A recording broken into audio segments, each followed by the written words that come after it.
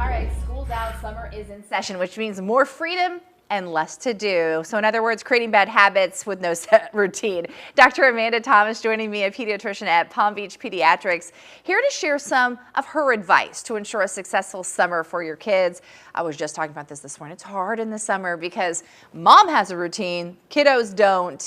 It's difficult because it is summer, right? That's right. Summer is a time where the kids want to have a little bit of fun. They want to be more relaxed and rightfully have some downtime, yeah. right? But we want to make sure that they're not too out of their usual routine, because that can throw off a whole lot of things, and maybe potentially even build some poor habits. Yeah. Yep. So, you know, it's funny. We always think about routines with maybe young babies and the sleep routine and so forth, but it's important even for toddlers, even when the elementary school, kids like routine. That's right. So I think routines are really important for everybody. I think everybody can benefit from routines. As you mentioned, little kids and toddlers can benefit from it, from making sure that they predict their day, and it helps with their emotional regulation and helps them feel safe and secure.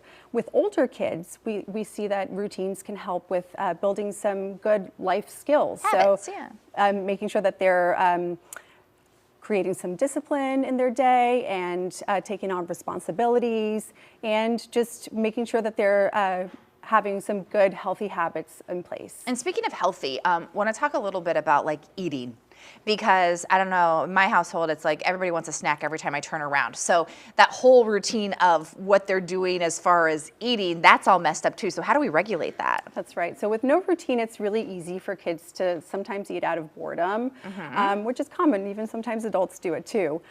So it's important to maybe put in some rules in place in the house. So having kids eating during meal times only would be important, making sure that they're eating their meals at the table and not in their couch or in the bed, and making sure that they're not watching screens during their meal time. So watching their phones or playing video games, watching TV can lead to some mindless eating, and maybe eating more than they're usually used to. I've kind of found we've been trying to make healthy snacks together, so they look forward to those healthy snacks, so we know that there's an option that's not the 3 packages of muffins my daughter ate the other day. Anyway, also being active. I know there's a lot of kids who go to camp, but not everybody goes to camp. Some people get to stay home, kids stay home, and they get to play around the house. How do you keep them active? How do you entertain them? Yeah, it's tough. Like I said, it's you want to find a fine balance of giving them some relaxation time to be able to rest during the summer break, but you also want to make sure they're not, laying down and vegging the whole summer. Out the whole summer. So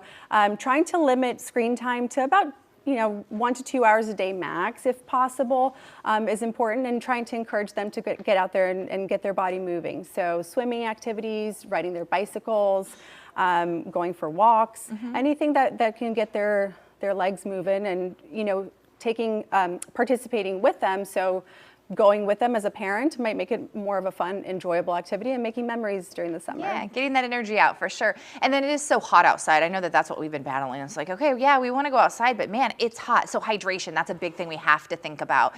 What do you recommend for kids? I know for adults, it's like 8 glasses of water a day. Of course, you got to watch those electrolytes. What do you recommend for kids? It's super duper important to keep hydrated.